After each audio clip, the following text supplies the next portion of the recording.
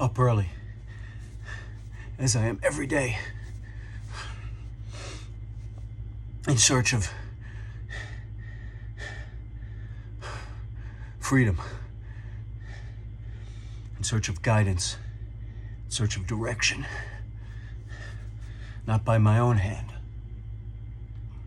but by the teachings of the Supreme Elohim, of Yahuwah, Yahusha.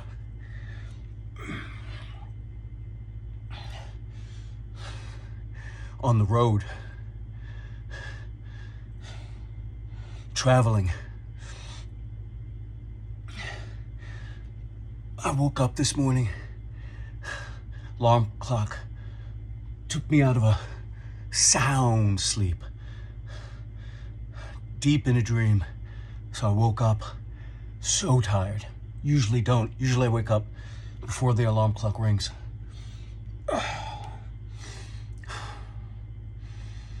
And I wanted to go back to sleep. And I laid back down for a second.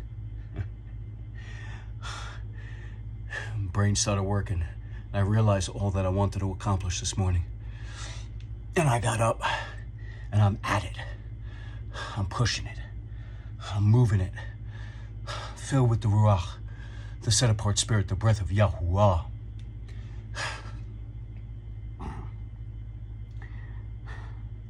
A lot of people don't want to be bound or committed or dedicated to having to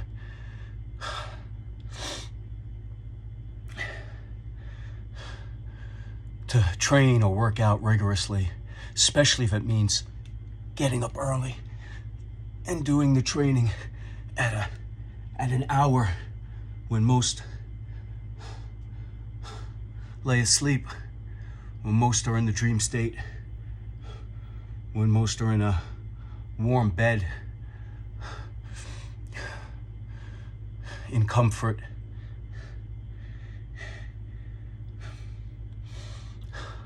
They don't want to be committed or disciplined or rigorous in their approach to diet.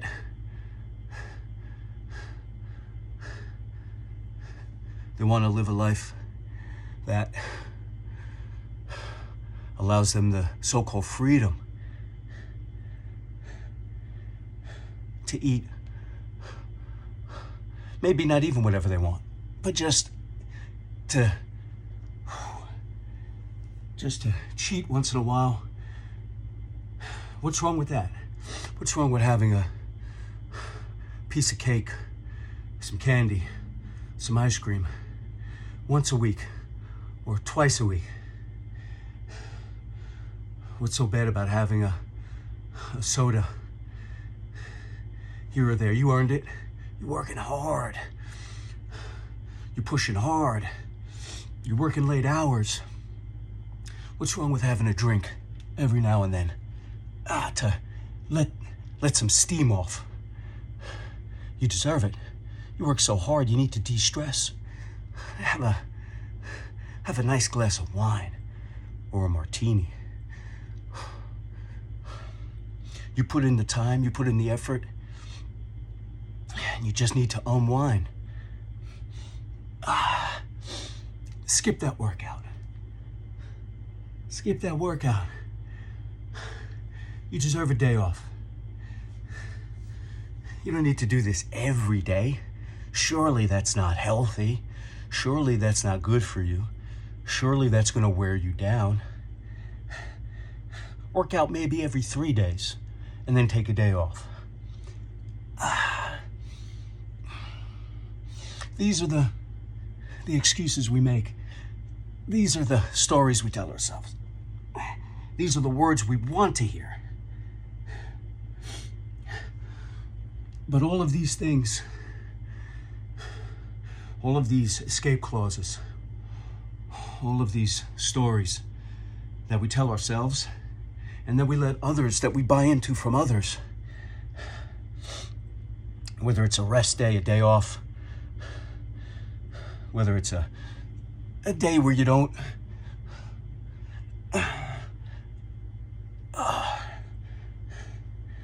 stick to your diet, your nutrition plan, or even just have a cheat meal.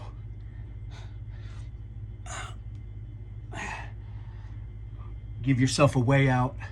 Give yourself a trap door. That's what it really is, right? It's not a escape hatch, it's a trap door. It leads to a trap. Doesn't lead out of the trap. Trap door's supposed to lead you out of danger. But this trap door that I'm speaking of leads you right into the fire. You think you're escaping the fire, you're diving into it. Because the mistaken belief is that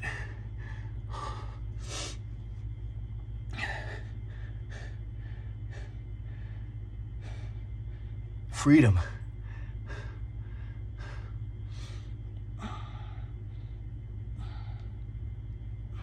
lies in your ability to give yourself a break, to take some time off from the rigors, to press the pause button. And that just doesn't go for your nutrition and your training, but it's also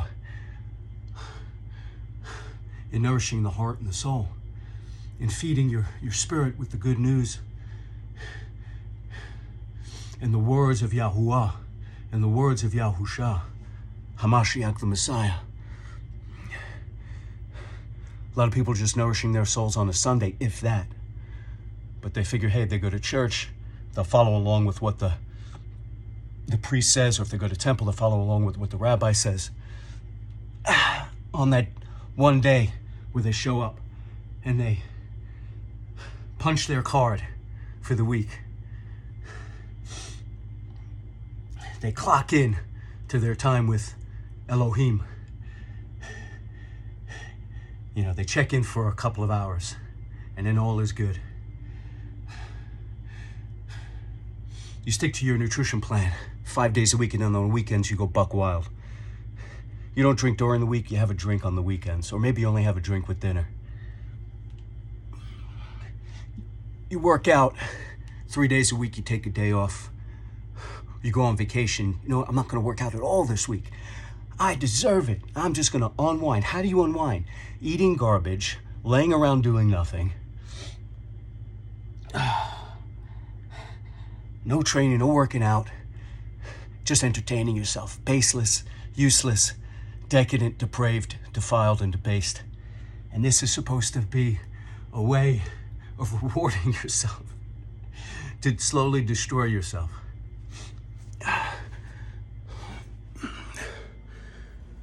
Whew. So, let's see if we can set this up. There we go.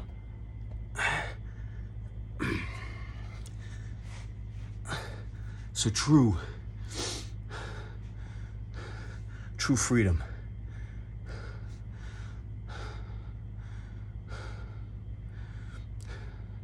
the ability to set your heart free and your soul free, your mind free, doesn't come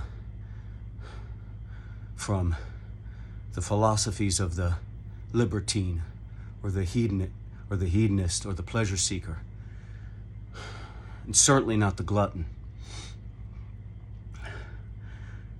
True freedom,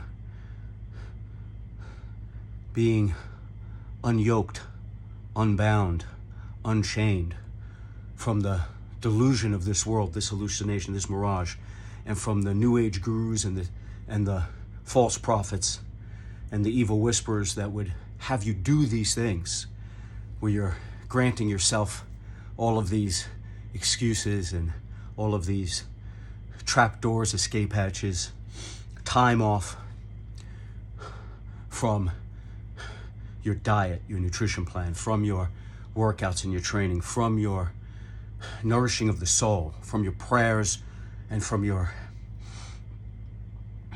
the teachings of Yahuwah, Yahusha. They simply seek to corrupt you the way they are corrupt. And or you simply seek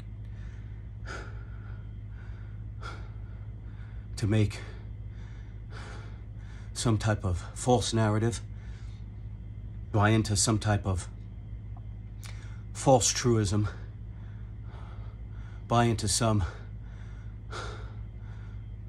get-out clause that has you justifying to yourself why it's okay to just take it easy today.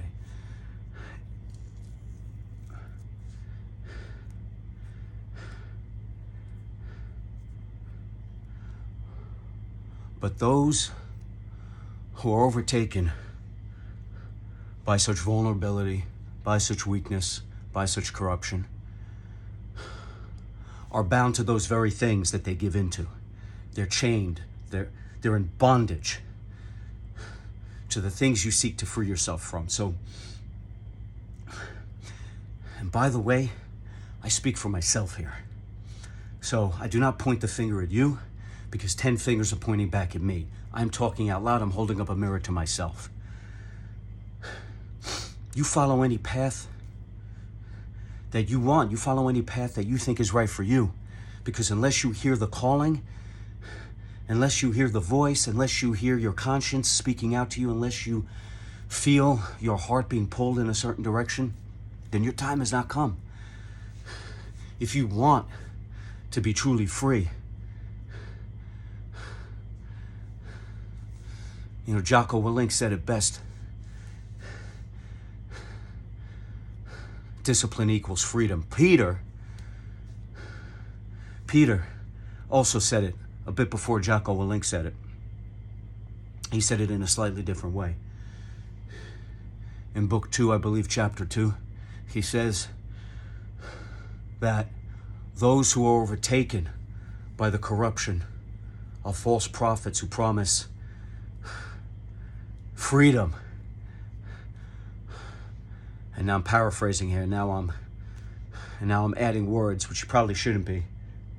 But certainly don't add words to what Yahusha says.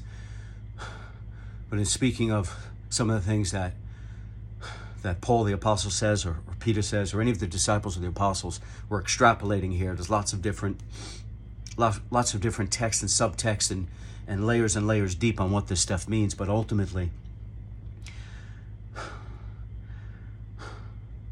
there are a lot of false prophets, false preachers, those who speak words for selfish gain, or those who seek company in their misery. And so these psychic vampires, these negative influencers, these corruptors, these misleaders, these deceivers, these evildoers will have you do what they do and promise the world, promise to set your soul free, promise to unbind you, to unwind you to the clock that has already been spun on this world, to the path for this universe that has already been wound and is ticking away. And although you have free will, where it all ends up, this universe, it's already set. Block theory of the universe is a very interesting theory. Block theory of the universe posits that everything that will happen has happened, and that it's all plotted out like points on a map. And that the way our mind interprets these things, it's kind of like a projector playing a film. You see a film, and a film is made up of still images. And only when it's run through the projector does the projector see it happening do you view it on a screen happening in a linear fashion. But in the block theory of the universe, there is no linear, there is no straightforward direction, there is no progress in one way.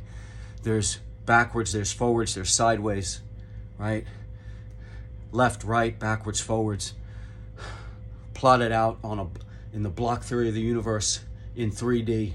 There are points all over where Everything that has ever happened will happen.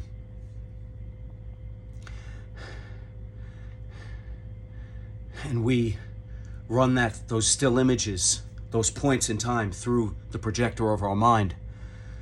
And it appears to be happening in a linear fashion, but that's the only way we interpret it. Everything that will happen has happened. And we, although we have free will, meaning we can run the projector, and we can make a choice on where to stop it, and do we choose to take this path or that path. There's lots of arguments for whether we really have free will or not. And we do, but it's a conundrum because we've already made the choice. It's already happened. And you could buy into the parallel theory, the parallel universes where you make this choice and it happens there, and you make that choice or it happens in this way, and that in each parallel universe, you've done all things in every way, in every possible shape, and we're just living out one of them right now.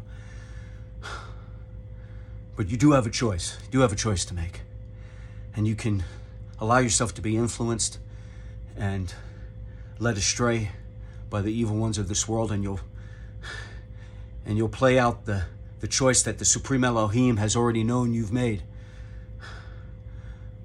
But in the moment you have that ability, in the instant you have that free will, you have the ability to make that choice. It's only that Elohim, the Father, Abba, the Most High, Yahuwah, the Most High, He who breathes life, He who creates, He who brings into existence.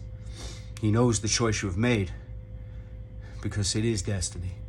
But you will make it, and you'll have the choice to make it. But it is known to the Father, the choice you have made.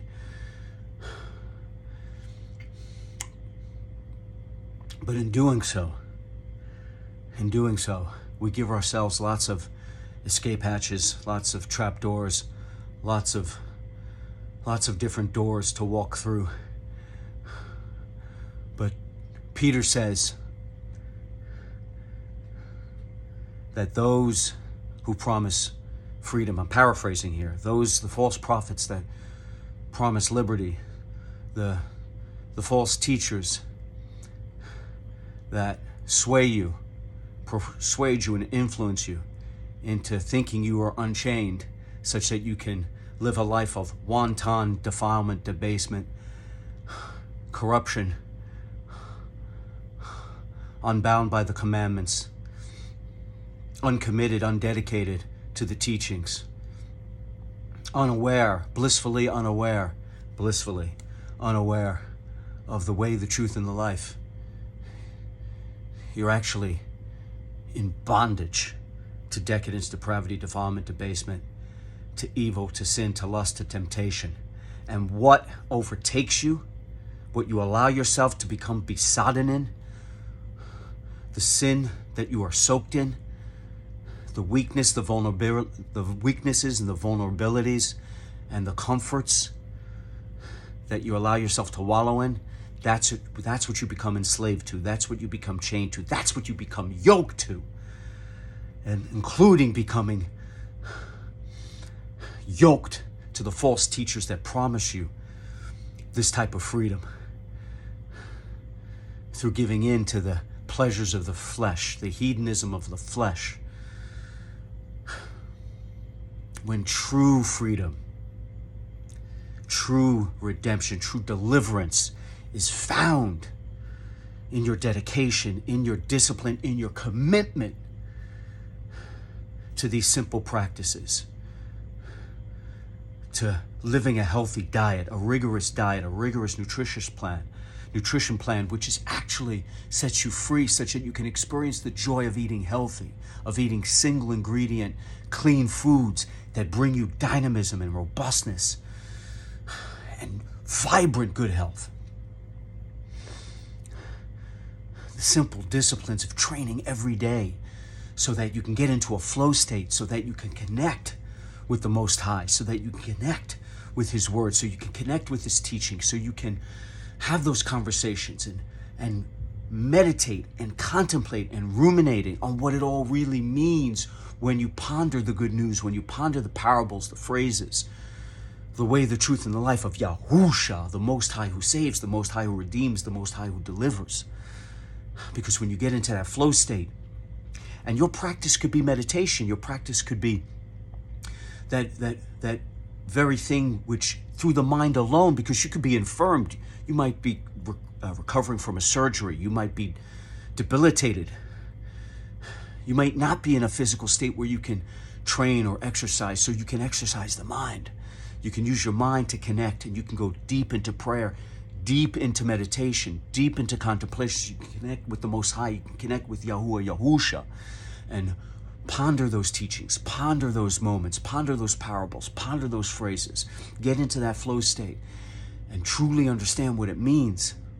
And then the simple discipline of praying, of prayer, of not only nourishing yourself with the word, but then getting into prayer on what it all means, and praying for your salvation, praying on how grateful you are that you've been redeemed, and the joy that you feel, and the wonder, and the life, the love, the everlasting joy, and the gratefulness that we have for receiving the word, that single commandment which sets us free. Love Yahuwah with all our heart, soul, mind, and strength, and love our fellow man as we love ourselves. That simple commandment from which all the good things, all the fruits spring. So say you're no longer barren and bereft. Now you are bountiful and productive and prosperous in the word, in the way, the truth, and the life that is Yahuwah, Yahusha. And we could walk that narrow path now, because in his salvation, of which we've received and which we are so grateful for, as we are in prayer, that simple discipline of every day, not just sticking to our nutrition, our diet plan, not just training and working out so we can be in flow state, not just reading from the word, from the Old Testament, from the New Testament, and receiving the words and the teachings of the commandments of Yahuwah, of Yahusha, but also praying on them, meditating on them, but deep into prayer, and how grateful we are for receiving the word, and how it opens up our hearts, how it opens up our soul, how it sets us free, truly free. Asking for him to forgive us, asking to fill our hearts with his life, his love, and his glory. And you receive it so much that your cup runneth over, and you share the good news because you're compelled to, because you have so much of it. And all the questioning, all the wondering, all the seeking, all the searching, all the answers you were looking for before, where you led yourself astray, where you allowed yourself to be deceived by the false prophets and the false teachers and the new age gurus and the magi and the yogai and the false preachers, the false teachers, the false priests, the false rabbis, the holy men, the wise, so-called wise ones of this world, who simply want to yoke you and chain you to their will, so that you are bound to their direction, their guidance, as if they're the gateway to the Father. There is no gateway to the Father except through the Son. But they would have you serve them, follow their words, their traditions, their rules, their regulations, their blueprints, their instructions, because supposedly these yogai, these wise ones, these holy men, they supposedly have the keys to the universe, such that you need them for interpretation, you need them for absolution, you need them to be, so that you're given the way to forgiveness, to redemption, to deliverance. You need them for guidance and direction, for interpretation of the word. The word is here for all of us, access for free. He left us with the teachings. We have it. All of us can access it. His words, Yahuwah and Yahusha's words, have been left for us to meditate on, to pray on, to focus in on, to contemplate, to ruminate on, so that we can live our lives in a righteous way, so our hearts can be truly righteous, so we can fulfill the words and the prophecies of the true prophets. And we can live the way, the truth, and the life of Yahuwah, Yahusha. Yahuwah manifested in the flesh as Yahusha, the Son of the Most High, the perfect Lamb who sacrificed everything so we may live, while these demons, while these evil whisperers, these negative influences, these these psychic vampires, the demons that roam this earth, Hashatan, Satan, Lucifer, all of them would have you tear yourself to pieces, sacrifice all that you are, all the truth within you, and convince you to be led astray, to be weak, to be vulnerable, so they can overtake you with corruption, defilement, depravity, so that as you slowly destroy yourself with these vulnerabilities and with these weaknesses, with these lapses in your diet, lapses in your exercise, lapses in your prayers, lapses in your nourishment of the word and of the teachings,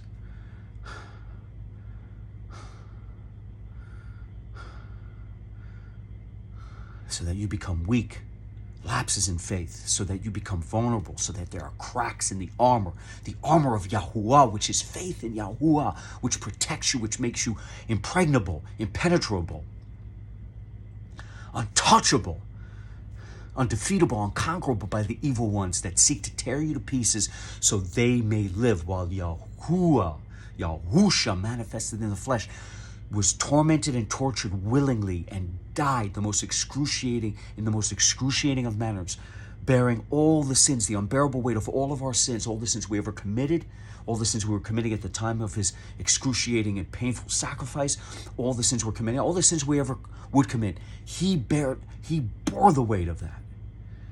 He continues to bear the weight of that. And in receiving the wrath, the fury of the Supreme Elohim, of Abba, of the Father, for all that we should be stricken down for all that we deserved, for all that we wrought upon this earth with our wretchedness, with our decadence, with our idolatry, with all the times we rejected his commandments, turned our backs on him over and over, after covenant after covenant, after promise that was made to us constantly, to be saved, to be brought into paradise, to be brought into the kingdom, to live in a righteous manner by the words and commandments of Yahuwah. Oh, again and again, covenants made to save us, and we completely reject them. The covenant with Adam, the covenant with Noah, the covenant with Abraham, covenant with Moses, and the covenant with Yahusha. Oh, his love for us so great, so overwhelming, so complete, so everlasting, that no matter how many times we turned our back, that he still loves us, and that he still seeks to save us and have us live a life of complete healing and joy and salvation and redemption and everlasting life, so that we may be with him and that we might know him, even though we completely reject him over and over and over and turn our backs on his commandments over and over and over again. Such was his love for us that he manifested in the flesh and sacrificed everything as a man, lived the life of a man for a time, to see us for who we truly are, to live amongst us, to see us in all our hatred, all our violence, all of our anger, all of our sin, all of our anguish, all of our pain, all of our anxiety, all of our frustration, all of our imperfection, and yet still deem us worthy, such that he felt we were worth dying for, and in the most excruciating manner, and to bear the weight, unbearable weight of all our sins, and to bear the fury and the wrath of Yahuwah that was meant for us, that he bears, that was poured out onto him so that we may live. And the demons of this world promise you nothing but hedonism, gluttony, pleasure-seeking, and a libertine lifestyle for cheap thrills, cheap titillation, cheap highs, so that you ultimately destroy yourself and tear yourself asunder, so that they may live, so that they may laugh, so they may have joy, because misery loves company. This is why we don't break. This is why we do what we can. This is why we stick to our nutrition program, because this is a creation of Yahuwah, and we want to pay reverence and honor and glory to Yahuwah by honoring the hardware that houses his breath, the Ruach that lives within us when we are saved, when we come to Yahusha in all humility and humbleness and ask for salvation, and ask for his forgiveness, because we are in anguish and we feel the guilt and shame of who we were and who we no longer want to be. And in coming to him and asking for his salvation, we are instantly granted it, and he fills our heart with love, fills it with joy, fills it with healing, and we are filled with the Ruach, the set-apart spirit, the breath of Yahuwah, such that we are once and forever saved. And we pray on how grateful we are, because we experience true gratefulness for the first time in our life, because we've received everything we could have ever hoped for, and more, something the false prophets and false teachers and corruptors and misleaders and deceivers could never deliver, through our discipline, through our commitment, through our dedication to these things, these simple honoring the creation, honoring the temple that he gave us that houses the Ruach, training to keep it strong, feeding ourselves healthy, strong, nutritious food so that we can remain healthy, so we can remain strong, so we can live as an example for our fellow men and nurture ourselves so we can nurture them and nurture them as we nurture ourselves. Only by being healthy and being strong can we do so, and by feeding our minds, our hearts, and our souls the knowledge of Yahuwah, Yahusha. Feeding our minds productive knowledge so we can create ways to lift our fellow man up, so that we can devise inventions to help our fellow man, so that we can fathom methods to lift our fellow man higher, so that we can stick true to not just nourishing our minds with productive knowledge, spending time learning, but also on feeding our soul, nourishing our soul. All of this is a daily discipline, nourishing our soul with the good news, with the teachings, the commandments, the word, the Old Testament, the New Testament of Yahuwah and Yahusha. And then praying, the daily practice of praying, ruminating, contemplating on the word, on the teachings, on the phrases, on the parables. And in doing this every day, we become impregnable, we become indestructible, we become untouchable, unconquerable, undefeatable by the evil ones that would lead us astray with these false teaching, with these false promises, with these false narratives, with these excuses, with these escape hatches, with these trap doors, with these get-out clauses that serve nothing but to chain you, bind you, and yoke you, so that you are overtaken by what it is you wallow in, by what it is you find yourself defiled by. Because as Peter said, the corruption that overtakes you is what you are enslaved to, is what you are in bondage to, is what you are yoked to. So that's not freedom. That's not freedom. But in these daily practices, in these daily disciplines, in this daily commitment, you find true freedom. The freedom that could only be granted by Yahuwah, Yahusha. The freedom of the way, the truth, and the life.